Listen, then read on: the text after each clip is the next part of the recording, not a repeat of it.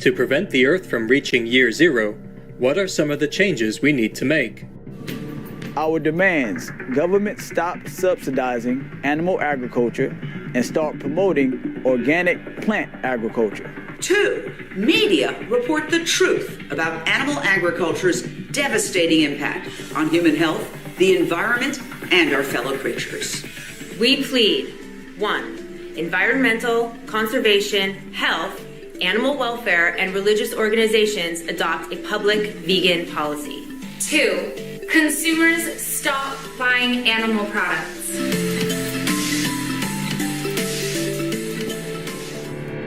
Climate Crisis, Countdown to Year Zero, Part 5 of 7. Continue watching to find out more.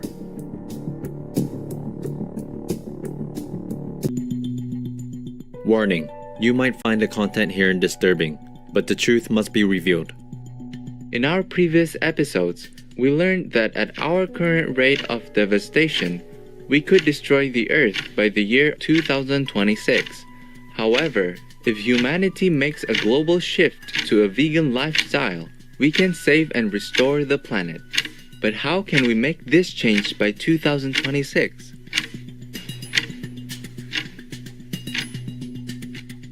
Dr. Sailesh Rao, one of the brilliant minds behind the creation of the internet, is dedicated to preventing year zero from happening. He explains that in 8 short years, the internet went from something that no one had even heard about to something that everyone needed to have. He believes the same model used to develop the internet can be used to achieve world vegan. The first step, he says, is to develop a clear mission statement. Secondly, every obstacle to success must be addressed and solutions must be developed. On today's program, we'll travel to Costa Rica to learn more about the exciting and inspiring project Vegan World 2026.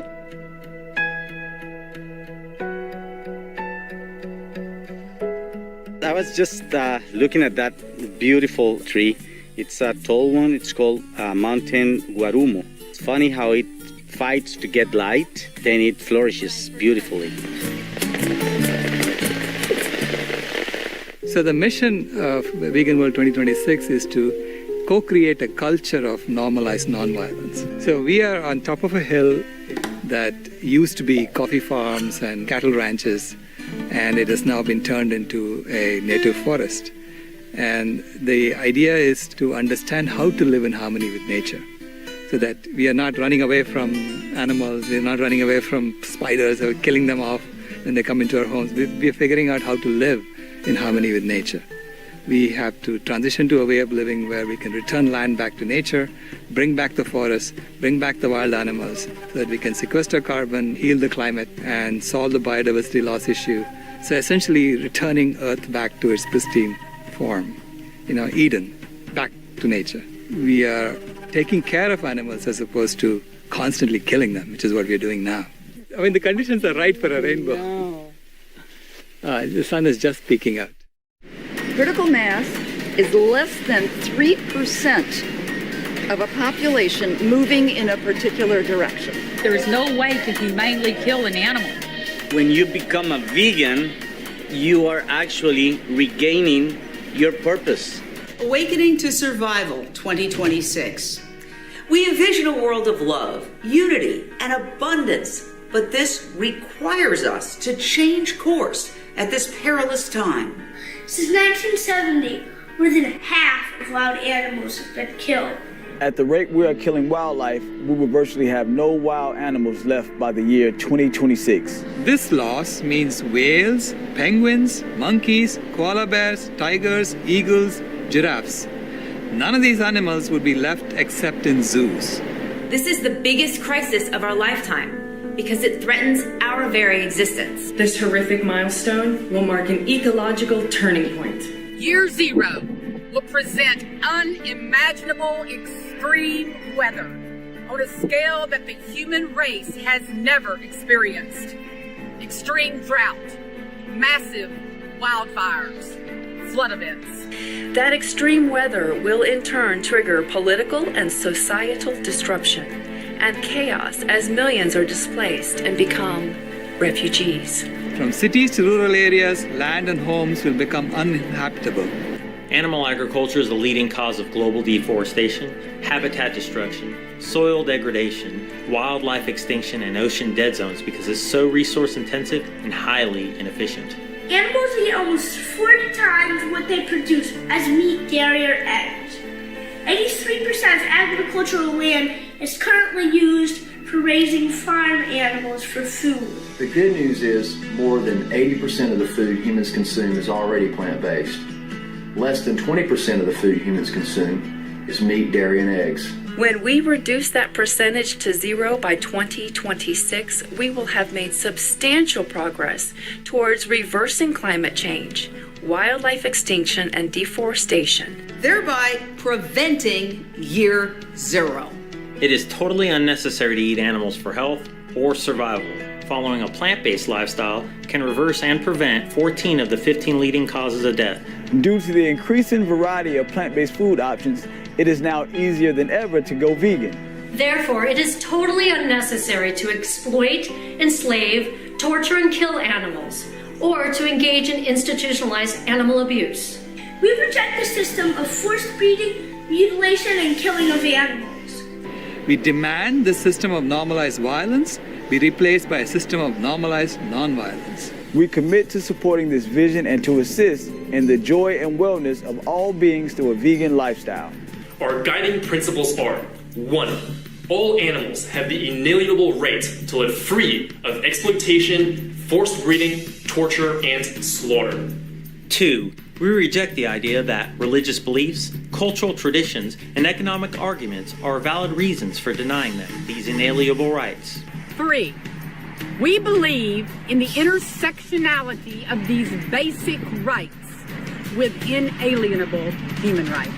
Compassion for all life is infinitely sustainable. Our demands: government stop subsidizing animal agriculture and start promoting organic plant agriculture. 2. Media report the truth about animal agriculture's devastating impact on human health, the environment, and our fellow creatures. We plead: 1. Environmental, conservation, health, animal welfare, and religious organizations adopt a public vegan policy. 2. Consumers stop buying animal products.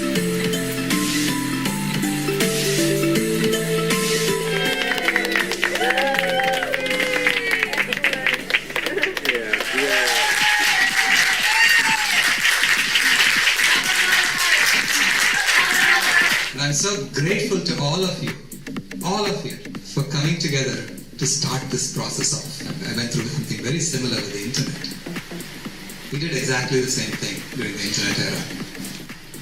A whole bunch of people got together and we decided to create these documents that list out the best practices for how do you make any connection on the internet. In most cases, we just took what was already there and said that seemed to be the best way to do it, and we endorsed it. And wherever they didn't know how to do it, we actually set up a task force and we figured out how to do it.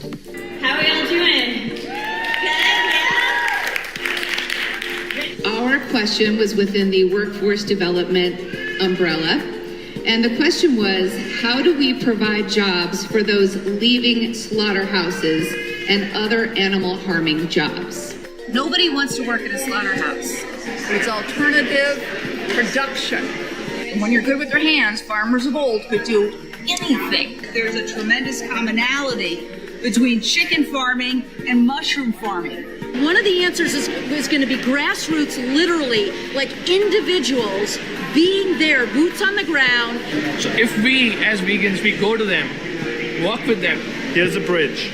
Come and spend your life working to save the animals.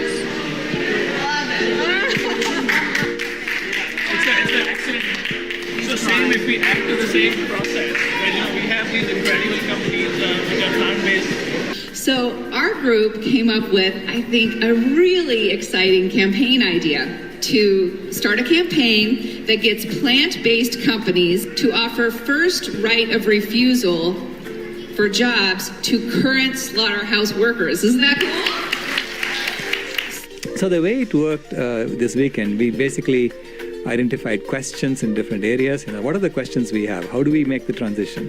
So it's all about how, because we know what to do. We know where we are doing it, when we are doing it, why we are doing it. So all the other questions we have answered is only how do we do it. So we broke it down into pieces. When 100 people are coming together and asking questions, you get a variety of questions. You get this diversity. It's impossible for one person to ever do that.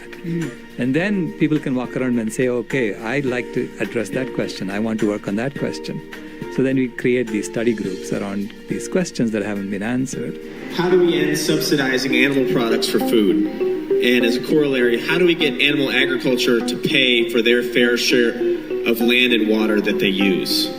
One of the main problems is this intrinsic marriage between government and industry. We have, for example, the USDA is this revolving door organization that governs big ag, but most of the people that are in leadership positions are former big ag employees or executives. And then the study groups become formal task forces, so we can then go off and figure out what are the best practices for addressing these questions. And then we have a cohesive set of recommendations as to how this new system of normalized nonviolence looks like.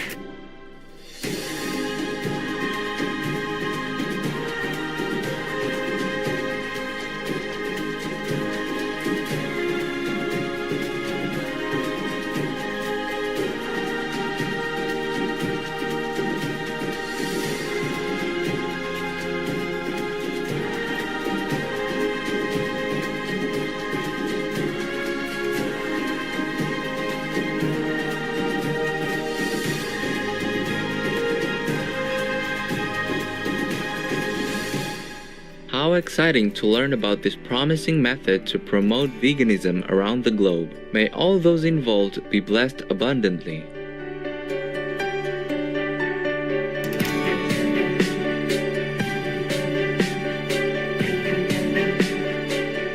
Caring viewers, thank you for your company today.